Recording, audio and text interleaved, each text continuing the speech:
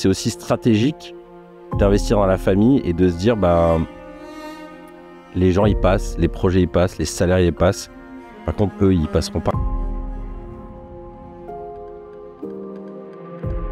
Clément, que j'ai eu, il m'a parlé beaucoup des valeurs. Il m'a recommandé un bouquin sur les valeurs profondes, ça s'appelle Value Factory. Et c'était assez dingue parce qu'on t'as plein d'exercices à l'intérieur, des questions hyper pratiques sur quels sont les objets que tu as toujours autour de toi, comment est organisée ta maison, quel est le truc où même quand tu es fatigué, tu ressens un coup de téléphone, tu vas le faire et ça va t'énergiser. Donc plein de questions très du quotidien pour en ressortir vraiment. Et en faisant ce truc-là, je me suis rendu compte que putain, mais le business, j'adore ça. Ouais. Parler de business, rencontrer des personnes, faire ce qu'on est en train de faire là, ça, genre, je serais mort avec une fièvre.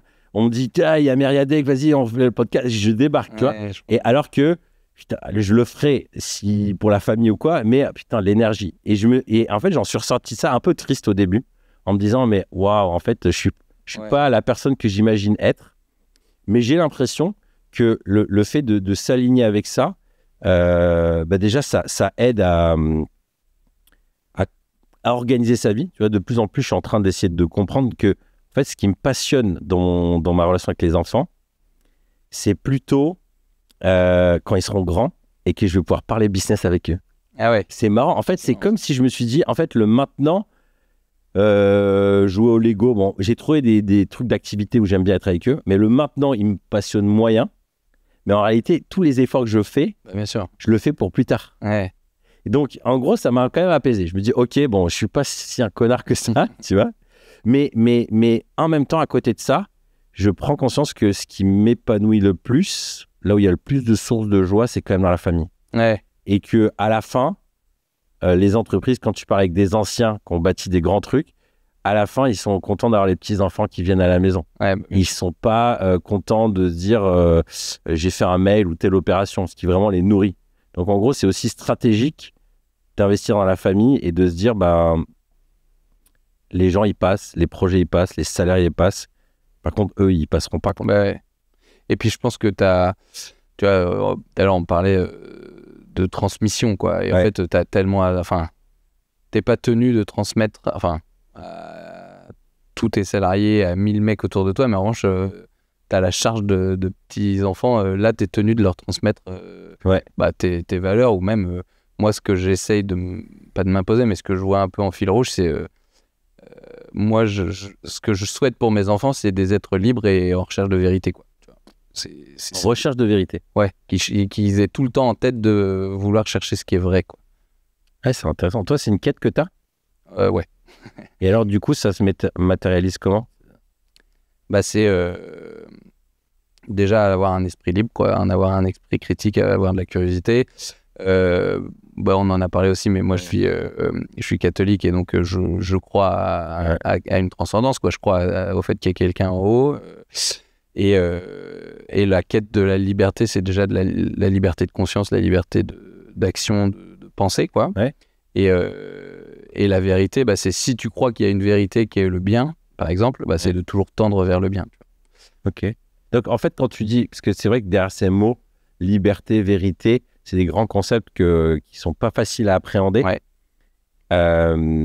Moi, j'ai beaucoup de mal avec cette dimension de vérité, parce que j'ai l'impression que tout le monde a sa propre vérité. Et est-ce qu'il existe des vérités au-dessus de tout ? Alors qu'on est croyant, on a envie de dire oui. Mais en même temps, je trouve ça compliqué. Et c'est pour ça que ça m'intéresse si toi, c'est une valeur importante que tu veux transmettre.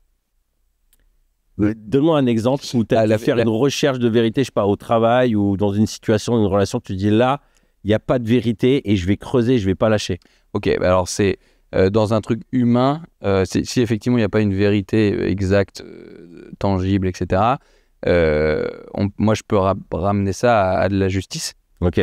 Qu'est-ce que je fais qui est juste ? Et donc il y a des choses qui sont profondément bonnes et des choses qui sont profondément mauvaises, quoi.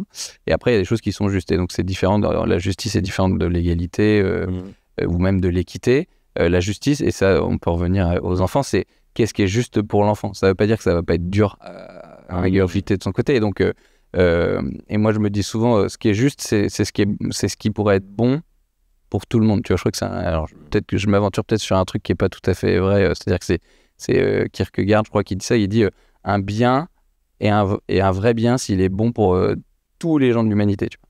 Et donc, si quelque chose n'est pas foncièrement bonne pour tout le monde, c'est qu'elle n'est pas foncièrement bonne, tu vois. Et donc, c'est qu'elle est peut-être pas forcément juste. Et donc, la quête de la vérité, c'est la quête de ce qui est juste, quoi. Et donc, après, ça, c'est toi en conscience. Donc, on revient à, en fait, une vérité, elle est peut-être pas la même pour chaque personne. Mais, et donc, je te dis pas, quand je dis je veux qu'il soit libre et en quête de vérité, je dis bien en quête de vérité, tu vois. Alors, je sais pas si je l'ai formulé comme ça tout à l'heure, mais qu'ils aient une volonté de toujours chercher ce qui est juste, chercher ce qui est vrai, chercher ce qui est beau, chercher ce qui est bon, quoi. Ça me fait penser à, je sais pas si ton père il disait ça, mon père il disait toujours, tu comprendras quand tu seras grand. Tu sais, cette dimension de, en fait, il prenait une décision que j'aimais pas. Parfois dure, que j'avais pas envie de traverser, mais bah en fait, j'étais pas en mesure de le comprendre, mais c'était, en tout cas, je l'espère, bon pour moi. Ouais. Et c'est vrai que ça, c'est hyper difficile en tant que parent. Des moments, tu as juste envie de craquer et de lui donner ce qu'il a envie. Ouais, bien sûr. Alors qu'en réalité, c'est pas ça qui est bon pour lui. Et même dans l'entreprise, moi, ça a été un des gros chemins de me dire que parfois, il y a des choses qui sont pas justes pour l'ensemble. Tu vois, moi, j'avais un gros défi où j'avais par exemple un employé. On avait une relation de longue date et tout, mais il y avait plein de trucs où je lui disais oui, du télétravail, des trucs comme ça, et c'était pas juste parce que les autres, ils l'avaient pas. Mais parce que je me sentais un peu le cul merdeux, je disais le pauvre, et puis en même temps, on a une relation, il y a une confiance et tout ça. Je disais oui, bah c'était pas juste. Ou alors, j'aurais dû l'assumer devant tout le monde et dire oui, lui, il a un avantage parmi tout le monde parce que. Et du coup, là, j'étais pas courageux, tu vois. Là, j'étais en mode. Mais c'est vrai que cette dimension de recherche, vérité, justice, je sais pas si on peut mettre les deux en même temps, c'est un énorme combat. Dès qu'on est dans l'humain, c'est hyper dur. Et je pense en plus que il y a pas un mec qui a un bouquin qui dit ça c'est juste, ça c'est pas juste. Donc c'est toi en conscience, tu vois. Donc donc la quête de la vérité, c'est vraiment de te dire est-ce que tu es en accord avec ta conscience, que tu penses au fond de ton cœur être bien. Ouais. Et ça c'est une charge de fou de dire mon but dans la vie vis-à-vis des petits bambinos là qui sont là, c'est de les amener à avoir cette recherche d'une vérité qui passe par est-ce que j'ai la conscience tranquille en fait. Ouais. Si cet échange a fait écho avec ton propre cheminement, je pense que tu vas apprécier l'e-book que j'ai rédigé pour les papas, patrons, pèlerins. Adieu la culpabilité des parents entrepreneurs. J'ai mis à l'écrit 17 pensées qui m'ont aidé à réduire de 30% ce sentiment de culpabilité. Tu sais, cette impression de ne pas être assez présent pour ma famille, pour mon travail. Pourquoi 30%? Tout simplement parce que ce sentiment ne disparaît jamais vraiment. Bien géré, il est un indicateur, mais non contrôlé, il fait beaucoup de dégâts. Cela fait des années que je travaille sur ce sujet, car la culpabilité est très présente en moi et c'est un sentiment qui se transmet de génération en génération. Et je ne veux pas refiler ça à mes enfants. Trop lourd à porter. La culpabilité, c'est porter l'entière responsabilité des événements. Dans l'e-book, je te partage aussi un cheminement mental pour t'aider à discerner ta part de responsabilité, au lieu de te flageller, encaisser, faire le sauveur, de plutôt responsabiliser les gens autour de toi. Il est gratuit et il te suffit de cliquer dans le lien dans la description. En le téléchargeant, tu t'inscris aussi à ma newsletter où je te partage mes nouveautés. Bisous.